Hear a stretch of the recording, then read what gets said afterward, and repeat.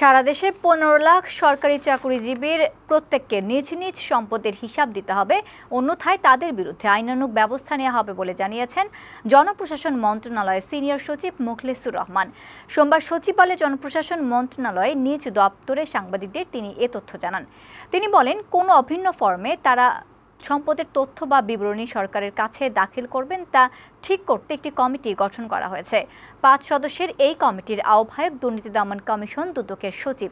এই বিবরণী জমা দেওয়ার পর দুদক বিবেচনা করবে কাদের সম্পদের হিসাবের জন্য তলব করা হবে।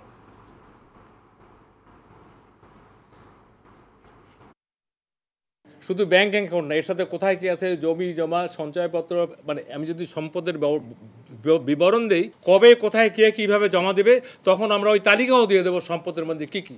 একজন দুর্নীতি করে যখন অনেক বড় হয়, পাশের অফিসারটা থাকে, তাই সামাজিকভাবে সেও নিগৃহীত হয়।